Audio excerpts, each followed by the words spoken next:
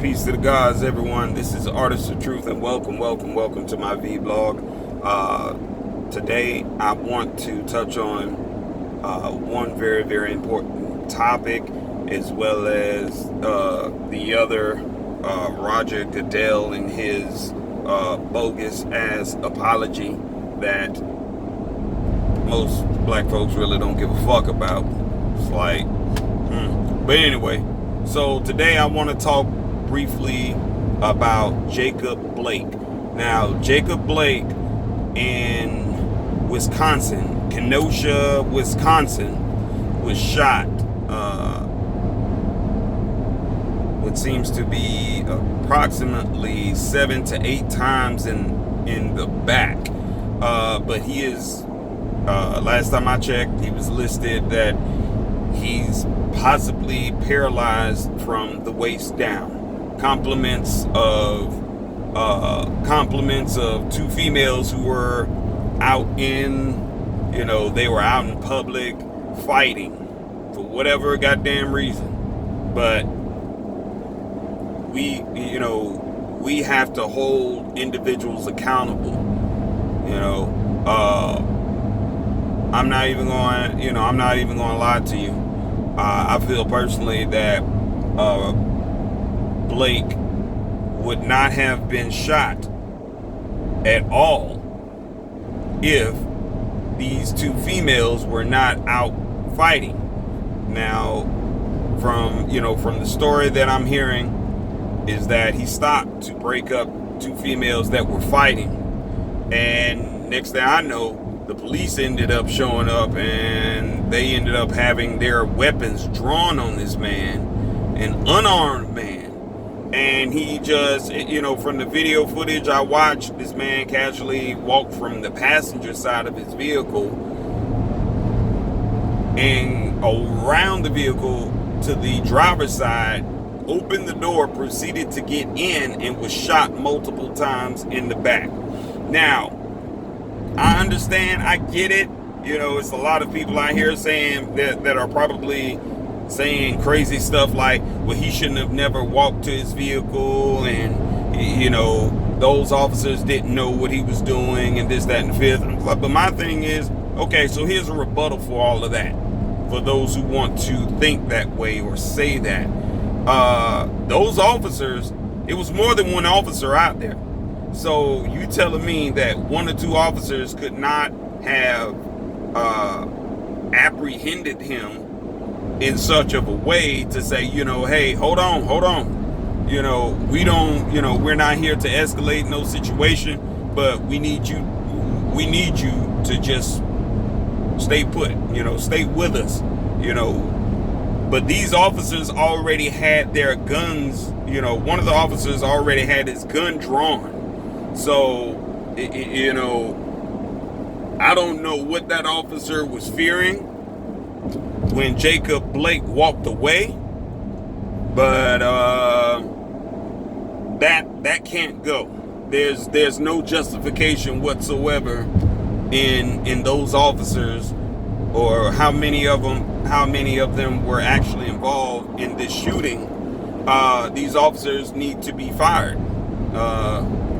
They need to be fired, and they need to be held accountable. I mean, that was attempted murder on someone that had not committed a crime.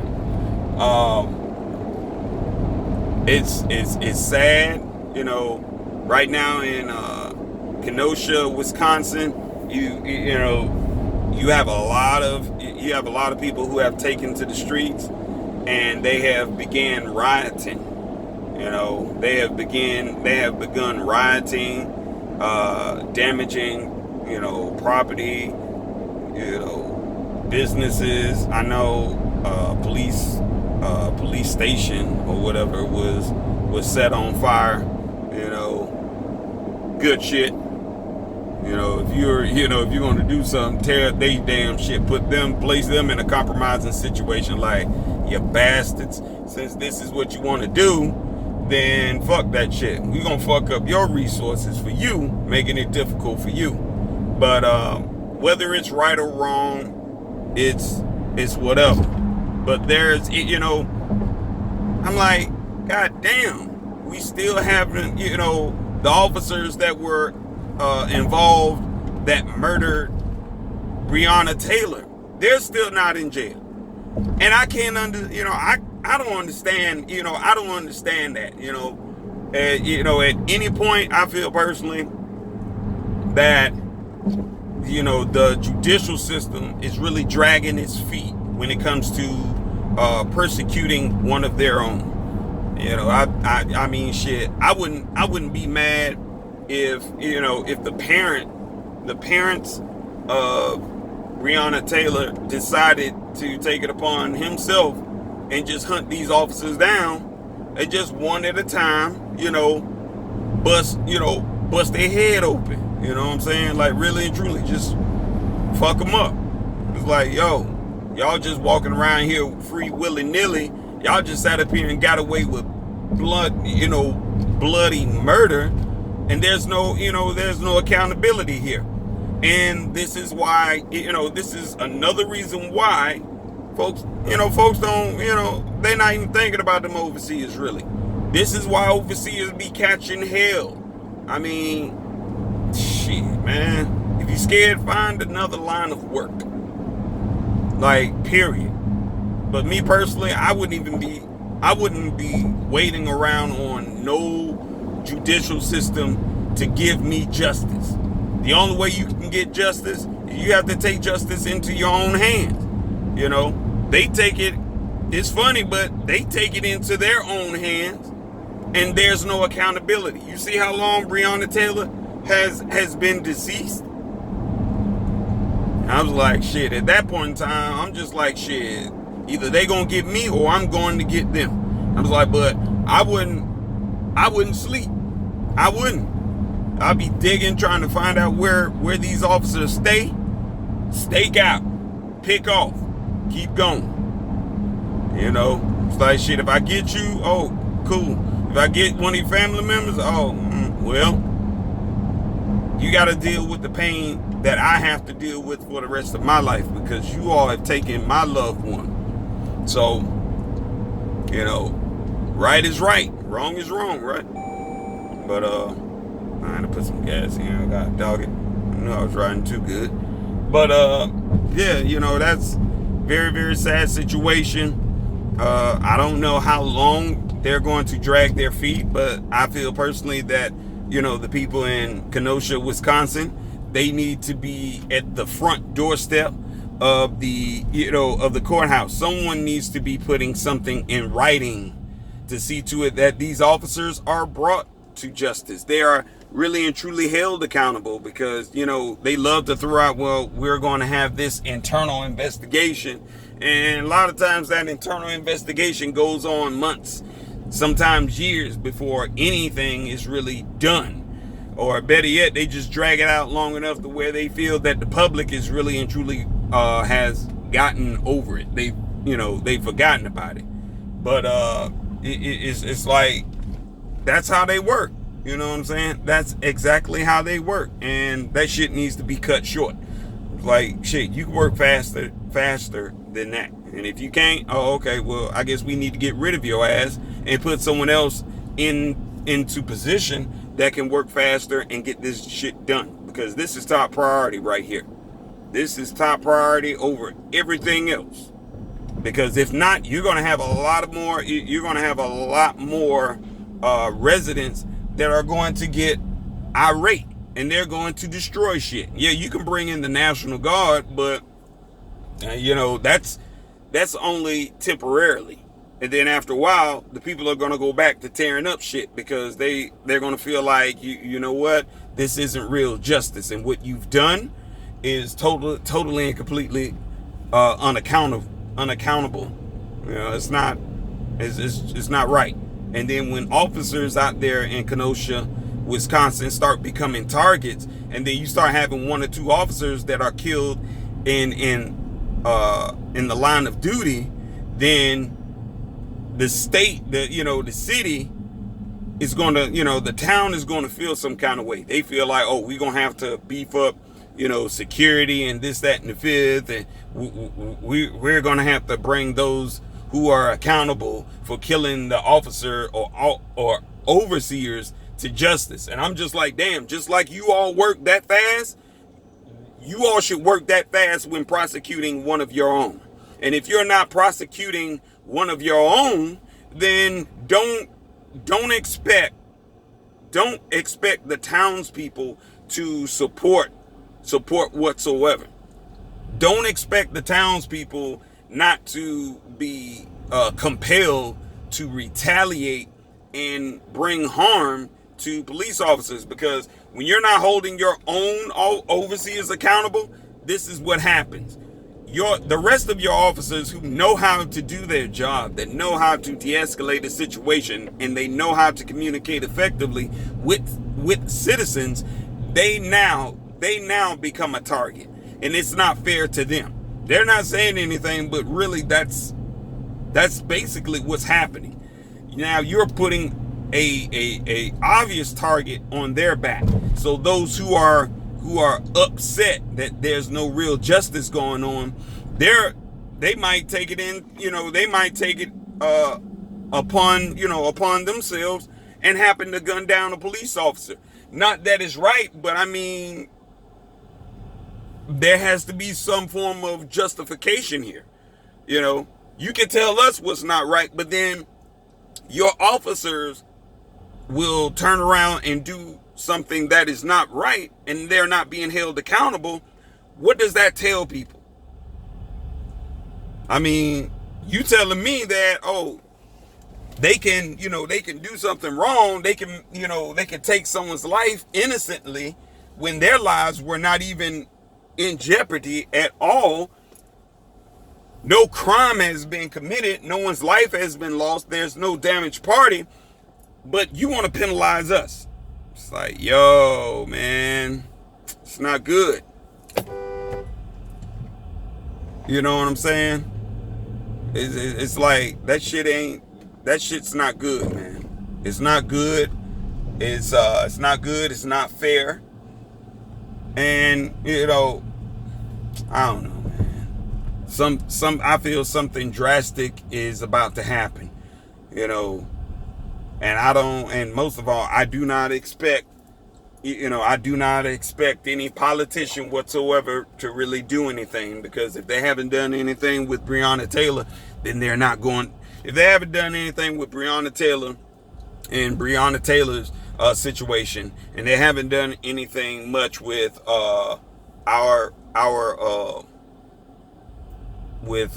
brother Blake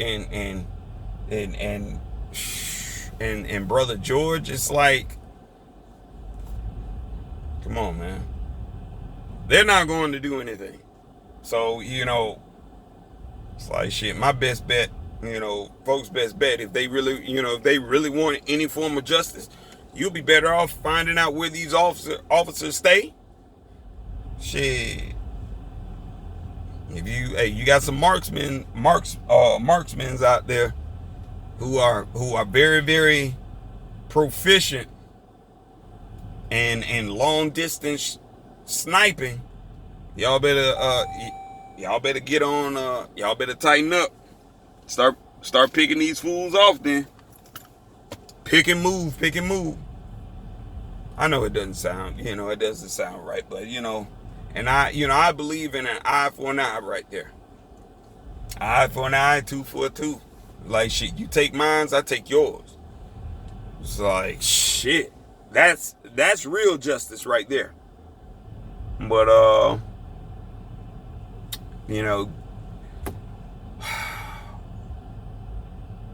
hopefully, there will be some good developments coming out of this story. It has to be. It's people are really, really getting fed up. It's like, God damn it. Be mindful. Let's see if these politicians gonna have anything to add right here. Probably not, but I'm just bringing that up. Also on another note, so I just got, I just received the information about what's his name, Roger Goodell. Woo, boy. So Roger Goodell. Now, Roger Goodell is having, he's suddenly having a change in heart, stating after, I guess, having a sit-down conversation, after having a sit-down conversation with his black nephew, which, I'm just like, what the hell that's supposed to fucking mean? What's that supposed to mean to us? Nothing as far as I'm concerned. But bust this U-turn. I had to get to the gas station. This thing that went off twice. But yeah, he's saying that he wished that they would have, him and the NFL would have listened to Kaepernick, and he's apologizing. And I'm thinking to myself, I'm just like,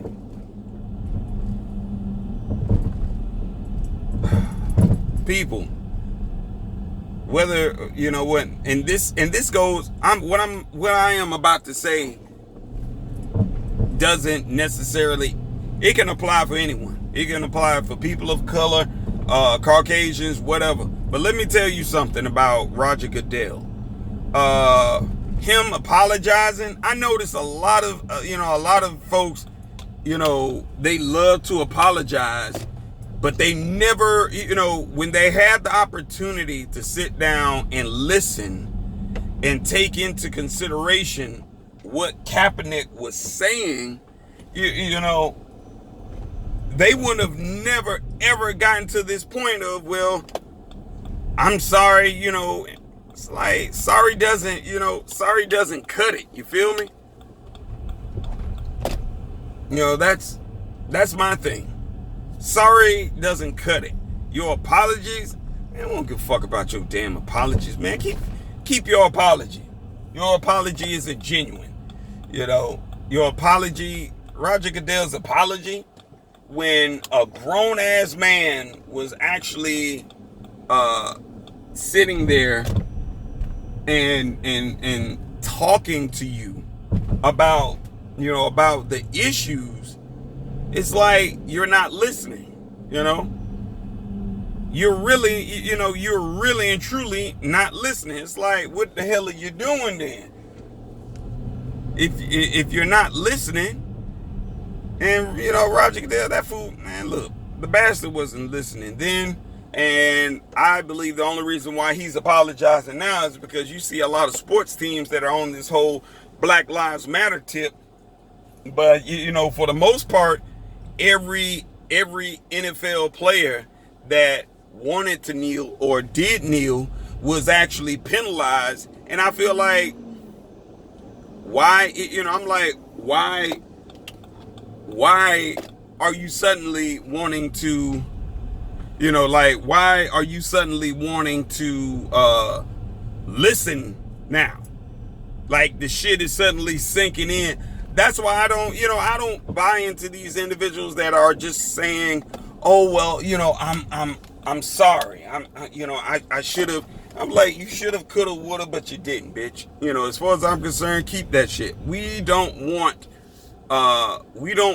nor do we have time for, for these types of apologies. You know what I'm saying? We don't have time for that shit, man. I ain't even gonna lie.